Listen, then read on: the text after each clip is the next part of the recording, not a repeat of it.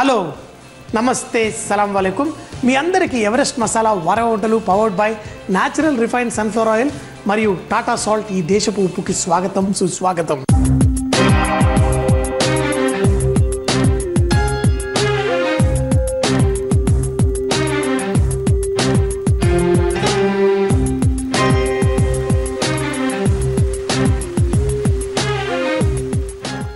ఈరోజు మీకోసం కొత్త వంటకం తీసుకొచ్చేసాను. వంట కంటే ముఖ్యం వంటలో మనం వాడే పదార్థాల మర్మాన్ని అర్థం చేసుకోవడం అని ఎన్నోసార్లు చెప్పాను. అయితే చాలామంది అన్నీ చెప్తున్నావు కానీ మరి ఇంకా కొన్ని విషయాలు చెప్పు సంజయ్ అన్నారు. సరే, మీకోసం ఇక నుంచి వంటలు చేసేటప్పుడు కొన్ని మనం వాడే పదార్థాల గురించి కూడా కొంచెం మాట్లాడుకొని తెలుసుకుందాం. ఈరోజు మనం వంకాయ కరివేపాకు కూర మనం చేసుకుందాం.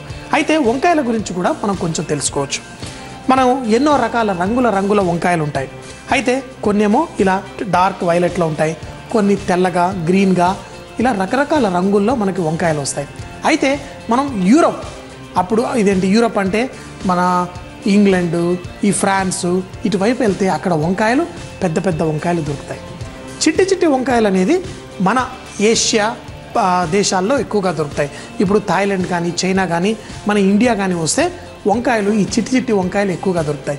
అయితే వంకాయలో మీ అందరికీ తెలుసు, కొన్ని పొడుగ్గా ఉంటాయి, కొన్నేమో గుండ్రంగా ఉంటాయి, రకరకాల షేపుల్లో మనకు వంకాయలు దొరుకుతాయి. అయితే మనం ఒకప్పుడు అంటే ఒక 100 సంవత్సరాల కిందట వంకాయలు కనుక మనం కొంచెం చదివితే మనకి ఇలా తెల్ల రకపు వంకాయలు, మరి వంకాయలకి స్ట్రైప్స్ ఉండే వంకాయలు ఎక్కువగా మనకి అప్పుడు ఎక్కువగా వాడుకునేవాళ్ళం. అయితే అప్పటి వంకాయల్లో కొన్ని వంకాయలు ఎక్కువగా చేదుగా ఉంటాయని కూడా మనం చదువుకోవచ్చు. అయితే ఈ చేదుగా ఉన్న వంకాయల్ని మన ఆరోగ్యానికి మంచిది అంటాం, కానీ ఈ కాలంలో వంకాయల్లో రకరకాల వంకాయలు చూస్తూ ఆ చేదు రకపు వంకాయలు వాడడమే లేదు. మన వంకాయలు చేదుగా ఉండడం అనేది మనం మర్చిపోయాం. అయితే అప్పుడు కొంచెం చేదుగా ఉంటాయి వంకాయలు అంటే, ఇప్పుడు మనకు దొరికే తెల్లగా ఉండే వంకాయలు కూడా కొన్ని చేదుగా ఉండే అవకాశం ఉంటుంది. అయితే అప్పట్లో మనం వంకాయలు చేదుదనం తీయడం కోసం ఈ వంకాయల్ని కట్ చేసుకొని ఇలా నీళ్ళల్లో కొంచెం సాల్ట్ వేసుకొని మనం పెట్టేసుకునేవాళ్ళం. అయితే ఆ చేదుదనం అనేది వంకాయల్లో ఏదన్నా ఉంటే చేదుదనం పోతుంది. సో మరి ఇందులో మనం కొంచెం టాటా సాల్ట్ వేసేసి ఇందులో పెట్టేసుకున్నాం. అయితే ఇలా వంకాయలు నీళ్ళలో పెట్టడం వల్ల మరో ఉపయోగం ఉంది. ఏంటి అంటే వంకాయల్లో ఏదన్నా చేదు ఉంటే తీసేస్తుంది. మరొకటి ఏంటంటే వంకాయలు మీ అందరికీ తెలుసు, కట్ చేసిన తర్వాత కొంచెం స్పాంజీగా ఉంటుంది. మరి ఆ స్పంజీది మనం నూనెలో ఎప్పుడన్నా ఫ్రై చేస్తే నూనె ఎక్కువగా పీల్చేసుకుంటుంది. మరి వంకాయల్ని కట్ చేసి ఉప్పు నీళ్ళలో పెట్టుకుని తర్వాత మనం నూనెలో ఫ్రై చేసుకుంటే ఎక్కువగా నూనె పీల్చుకోకుండా ఉంటుంది, మన కూరలు మరింత రుచిగా ఉంటాయి. సో మరి వంకాయల గురించి అయితే తెలుసుకున్నాం. కరివేపాకు గురించి కూడా కొన్ని విషయాలు తెలుసుకుందాం, కానీ వంట స్టార్ట్ చేసిన తర్వాత.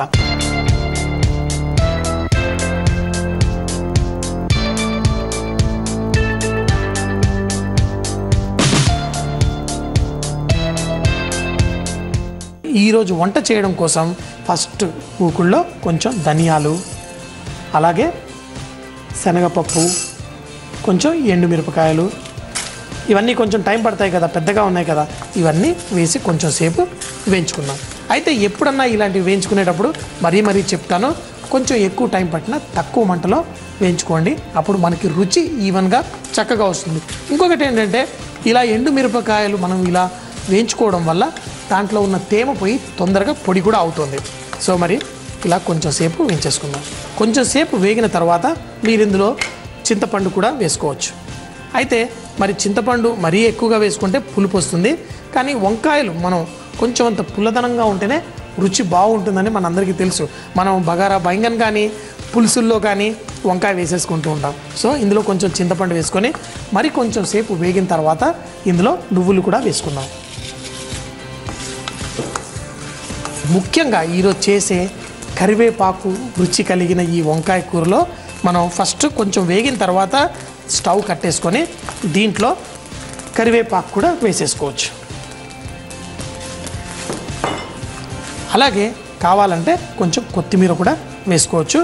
వీటిని కొంచెం సేపు ఇలా ఆ వేడిలోనే వేగనిద్దాం. అయితే ఇందులో కరివేపాకు మనం కొత్తిమీర వేయగానే మంచి సువాసన బయటకు వచ్చేస్తుంది. అలా అని చెప్పేసి కలపకుండా ఉండకండి.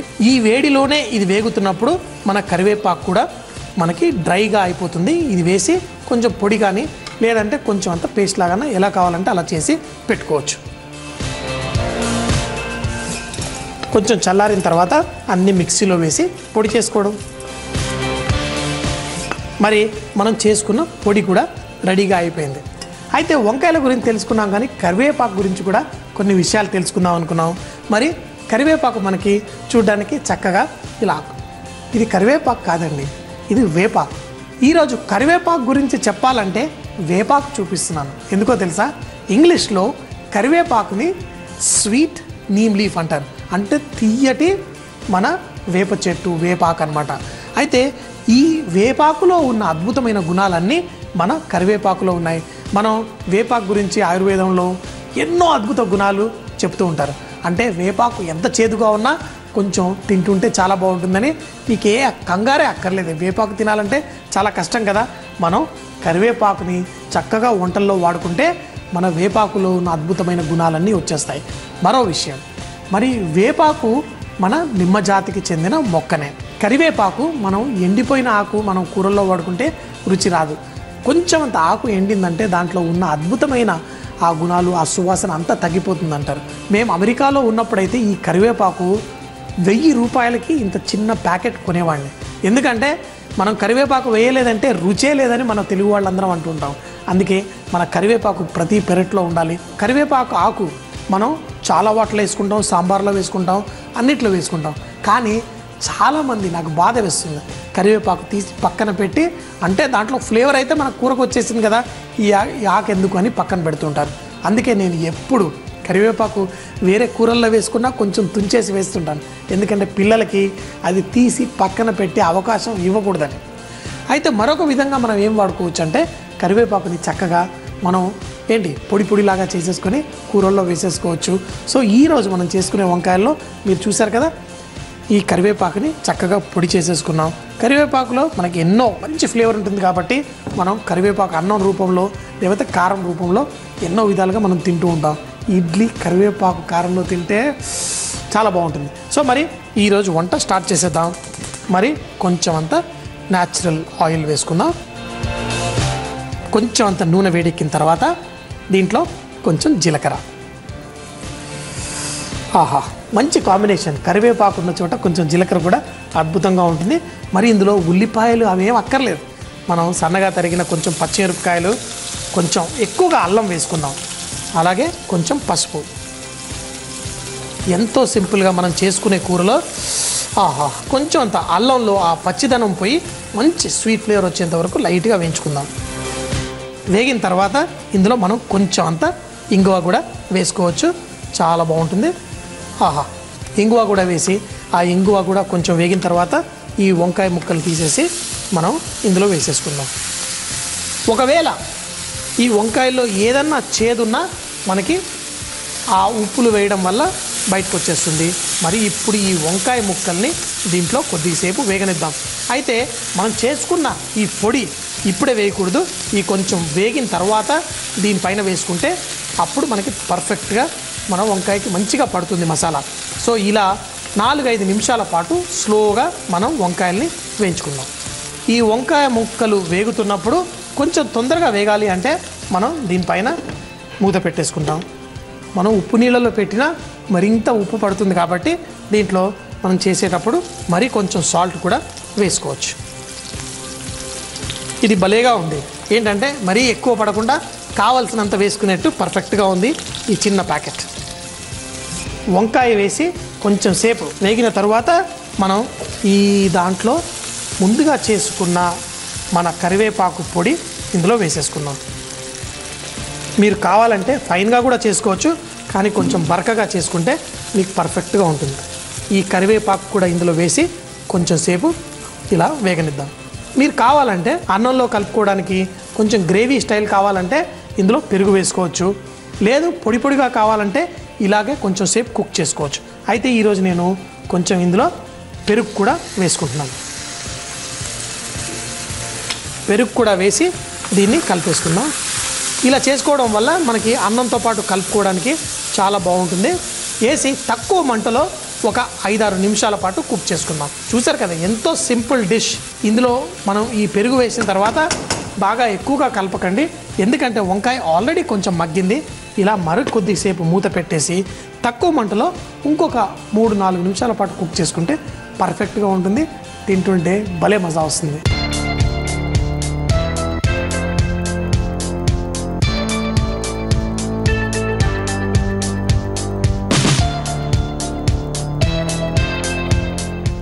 వంకాయ కరివేపాకు సూపర్గా రెడీ అయిపోయింది. మనం ఇలా స్లోగా టాస్ కూడా చేసుకుంటే మన వంకాయ ముక్కలు కొంచెం అంటే మంచిగా వంకాయ ముక్కలు అయితే చక్కగా రెడీ అయిపోయాయి. మనం కలుపుకునేటప్పుడు కూడా ఇలా కూడా కలుపుకోవచ్చు. చూడండి ఎంత పొడి పొడిగా పర్ఫెక్ట్గా మన వంకాయలు రెడీ అయిపోయాయి. అది కూడా మసాలా కూడా చక్కగా కుక్ అయిపోయింది. మరి స్టవ్ కూడా కట్టేస్తాను. దీనిపైన మూత పెట్టేసి కొంచెం చల్లారిన తర్వాత వేడి వేడి అన్నంతో తింటే సూపర్గా ఉంటుంది. కరివేపాకులో మంచి సువాసన వస్తుంది. అయితే మనం నెయ్యి వేసుకొని తింటే మనం అన్నిట్లో ఎంతో రుచిగా అనిపిస్తుంది కదా. కరివేపాకు వేసుకున్న చోట నెయ్యి కూడా అవసరం లేదు. ఆ నెయ్యిలో వచ్చే మంచి సువాసన ఈ కరివేపాకే మనకు అందిస్తుంది. అందుకే తాలింపుల్లో మనం కరివేపాకు వేసుకొని మన వంటల రుచి మరింత పెంచుకుంటాం. ఆహా, మంచి సువాసన. మన తెలుగు వాళ్ళకి ఇంతకంటే అద్భుతమైన కూర మరొకటి ఉండదు.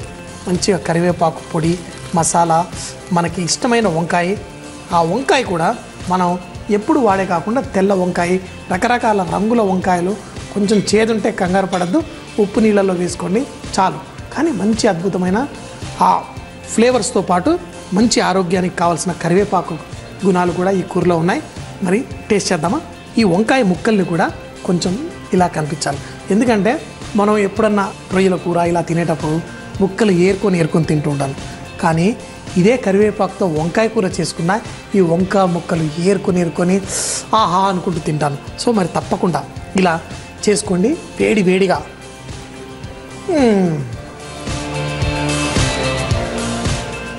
ఒక్కొక్క ముద్దలో భలే రుచిగా ఉంటుంది.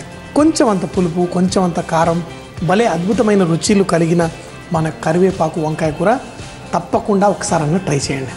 ఆహా, తినేటప్పుడు మనకి ఒక సాటిస్ఫాక్షన్ కూడా ఉంటుంది. ఏంటి? ఆరోగ్యానికి ఆరోగ్యం, టేస్ట్కి టేస్టు. మరి చెప్పాను కదా, వేపాకులో ఉన్న అద్భుతమైన గుణాలు కరివేపాకులో ఉన్నాయి. ఇలా చేసుకున్నప్పుడు కరివేపాకు కూడా తీసి మన ఇంట్లో వాళ్ళు ఎవరు పక్కన పెట్టలేరు. ఆ హెల్తీ గుణాలన్నీ కూడా మన ఒంటికి చక్కగా పట్టేస్తాయి. సో తప్పకుండా చేయండి, ఎంజాయ్ చేయండి, అందరూ వారేవానండి.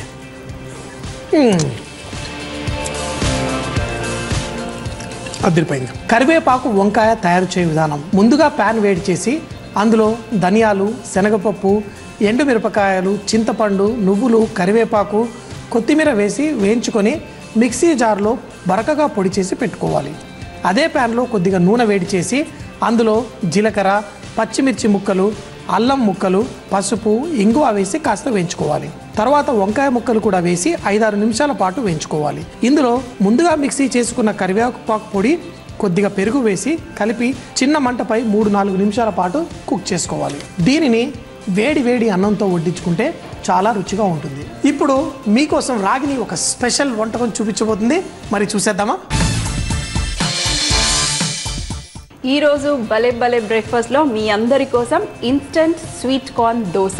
పిండి రుబ్బే పని లేకుండా, అలాగే మరి నానపెట్టకుండా ఇన్స్టెంట్ దోశలు చాలా చాలా చూపించాను. మరి చేశారా లేదా? చేయకపోతే తప్పకుండా చేయండి. మరి ఇది కూడా వెంటనే నోట్ చేసేసుకోండి, చాలా సింపుల్.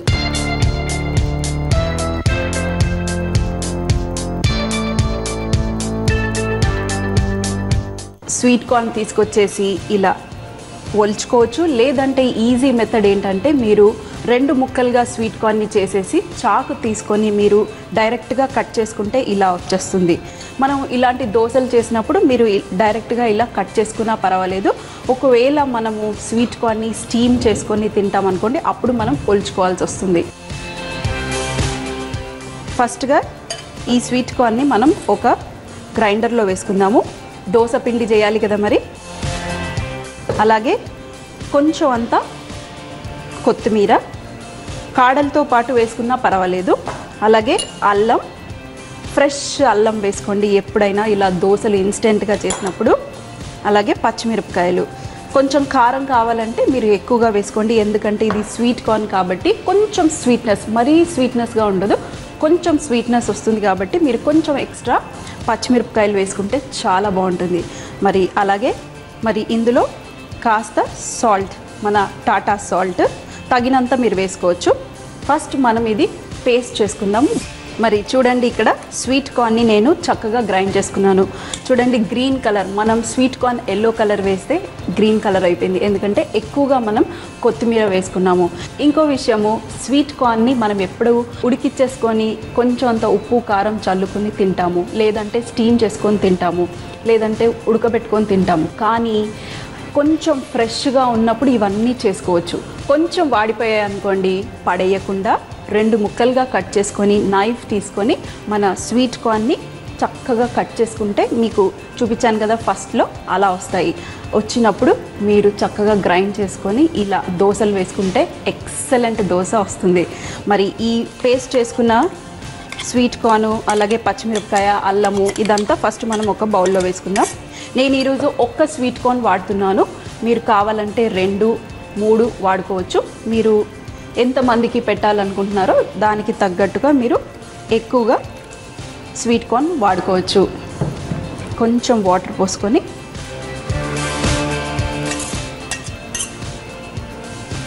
డైరెక్ట్గా మనం ఇలాగే వేస్తే కొంచెం అతుక్కుపోయే అవకాశం ఉంటుంది. అతుక్కోకుండా ఉండాలి అంటే మీరు కావాలంటే బియ్య పిండి వేసుకోవచ్చు, లేదంటే మొక్కజొన్న పిండి కూడా మీరు వాడుకోవచ్చు. కానీ ఈరోజు నేను బేసన్, మన శనగపిండి నేను వాడుతున్నాను. ఇందులో కాస్త శనగపిండి వేసుకొని ఒక్కసారి మిక్స్ చేసుకుందాం. మీరు 1 టేబుల్ స్పూన్ శనగపిండి అన్న వేసుకోవచ్చు, లేదంటే మొక్కజొన్న పిండి వేసుకోవచ్చు, లేదంటే బియ్య పిండి కూడా వేసుకోవచ్చు. 1 లేదా 1 మీద కొంచెం టేబుల్ స్పూన్ మీరు వేసుకుంటే పర్ఫెక్ట్గా వస్తాయి. సో మరి చూడండి, నేను చక్కగా కలిపేసుకున్నాను. ఇక్కడ మరీ ఎక్కువగా పల్చగా చేయొద్దు, ఎందుకంటే ఈ స్వీట్ కార్న్ అనే దాంట్లో వాటర్ ఎక్కువగా ఉంటుంది. మీరు ఎంత గట్టిగా చేస్తే మనం కావాలంటే కాస్త నీళ్లు పోసుకోవచ్చు, కానీ పల్చగా చేసుకున్నారనుకోండి ఇంకా పల్చగా అయిపోతుంది, స్వీట్ కార్న్లో వాటర్ ఉంటుంది కాబట్టి. మరి ఇక్కడ పెనం కూడా వేడిగా ఉంది. ఇప్పుడు మనం దోశ పోసేసుకోవడమే.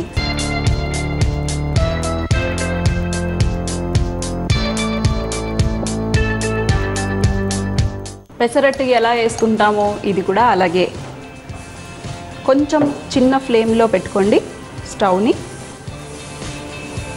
మరి ఇలాంటి దోశలు వేసేటప్పుడు కొంచెం నాన్ స్టిక్ ఉంటే ఈజీగా వచ్చేస్తుంది. అలాగే కాస్త ఆయిల్. ఇప్పుడు మనం దీని మీద చక్కటి టాపింగ్ వేస్తే ఇంకా టేస్టీగా ఉంటుంది. ఇంట్లో ఏ కూరగాయలు ఉన్నా మీరు ఆ కూరగాయలు వేసేసుకున్నా పర్వాలేదు. మన ఇంట్లో క్యారెట్, బీన్స్, ఉల్లిపాయ అయితే కంపల్సరీగా ఉంటుంది కదా. మరి కాస్త గ్రేట్ చేసి పెట్టుకోండి, లేదంటే సన్నగా తురిమి పెట్టుకొని ఇలా దోశలు వెరైటీగా వేసినప్పుడు ఇలా టాపింగ్ వేస్తే తినటానికి టేస్టీగా ఉంటుంది. మరి నేను ఎప్పుడు చెప్తూ ఉంటాను, దోశల మీద టాపింగ్ వేసేటప్పుడు ఎప్పుడైనా మనం స్లో ఫ్లేమ్లో దోశని కుక్ చేస్తే అప్పుడు ఈజీగా మనం పైన టాపింగ్ వేస్తే అతుక్కుపోతుంది, అలాగే కింద కూడా మాడకుండా ఉంటుంది. చూడండి, కిందనేమో గ్రీన్గా ఉంది, దోశ పైననేమో చక్కగా ఆరెంజ్ కలర్, కొంచెం వైట్ కలర్, కొంచెం గ్రీన్ కలర్, ఎంత చక్కగా కనిపిస్తుంది. దోశ చక్కగా కింద కూడా కలర్ వచ్చేసింది. చూడండి, పెసరట్టులాగా ఉంటుంది. మరి మనం రెగ్యులర్ దోశలు ఎలా క్రిస్పీగా ఉంటుందో అలా ఉండకుండా కొంచెం పెసరట్టులాగా, కలర్ కూడా మీకు పెసరట్టులాగానే కనిపిస్తుంది కదా, అలాగే ఉంటుంది. తినటానికి మాత్రాన కొంచెం స్వీట్నెస్, కానీ చాలా చాలా బాగుంటుంది. చూడండి, మీరు ఒకవేళ మీరు ఈ వెజిటబుల్స్ టాపింగ్ వేసుకున్నాం కాబట్టి అవి కూడా ఉడకాలి అనుకుంటే మీరు ఇంకో వైపు కూడా వేసుకోవచ్చు. కానీ ఇంకో వైపు వేసుకుంటే కొంచెం ఊడిపోయే అవకాశం ఉంటుంది, లేదంటే డైరెక్ట్గా ఇలాగే మీరు తిన్నా బాగుంటుంది. మనం పెసరట్టు వేసుకున్నప్పుడు పైన అల్లము, ఉల్లిపాయలు అలా వేసుకున్నప్పుడు మనం పెసరట్టుని తిప్పం కదండి, మరి ఇది కూడా అలాగే. మరి రెడీ అయిపోయింది చక్కటి sweet corn instant dosa. Sweet కార్న్లో చాలా ఎక్కువగా ఫైబర్ ఉంటుంది, సో అప్పుడప్పుడు తింటూ ఉండండి, చాలా చాలా హెల్దీ. మరి చూడండి, సాఫ్ట్గా ఉంది.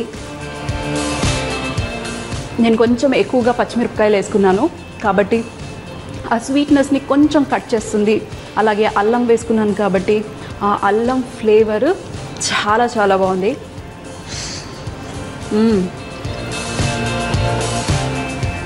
ఇలాంటి దోశలకి మీరు డైరెక్ట్ ఇలా స్టఫ్ చేసినాం కదా, డైరెక్ట్ కూడా తినచ్చు. చట్నీ ఏమీ అవసరం లేదు. కావాలంటే మీరు కొబ్బరి చట్నీ చేయొచ్చు, లేదంటే మన ఇంట్లో పికిల్స్ ఉంటాయి కదా, ఆ పికిల్స్తో ఎంజాయ్ చేస్తే కూడా చాలా చాలా బాగుంటుంది. స్వీట్ కార్న్ దోశ తయారు చేయు విధానం. ముందుగా ఒక మిక్సీ జార్లో స్వీట్ కార్న్, కొత్తిమీర, అల్లం ముక్కలు, పచ్చిమిరపకాయ ముక్కలు, ఉప్పు వేసి పేస్ట్ చేసుకోవాలి. ఈ పేస్ట్లో కొన్ని నీళ్లు, శనగపిండి వేసి దోశ పిండిలాగా కలిపి వేడి పెనంపై దోశలాగా పోసి కొంచెం నూనె అలాగే పైనుండి కొద్దిగా క్యారెట్ తురుము, ఉల్లిపాయ ముక్కలు వేసి కుక్ చేసి వేడి వేడిగా సర్వ్ చేస్తే చాలా బాగుంటుంది. మీ స్పెషల్ రెసిపీ కూడా మన వారవ వంటల్లో పాల్గొవచ్చు. మీరు మీ ఫేవరెట్ రెసిపీ మాకు పంపించండి. XXX డిటర్జెంట్ సోప్ తరఫున ఒక మంచి బహుమతి గెలుచుకోవచ్చు. మా చిరునామా MIG 1540 BHEL హైదరాబాద్ 502032. ఈ వారం ఎన్నో కొత్త వంటకాలు చేసేసుకున్నాం. మరి సోమవారం కూడా ఇదే టైంకి మళ్ళీ కలుద్దాం.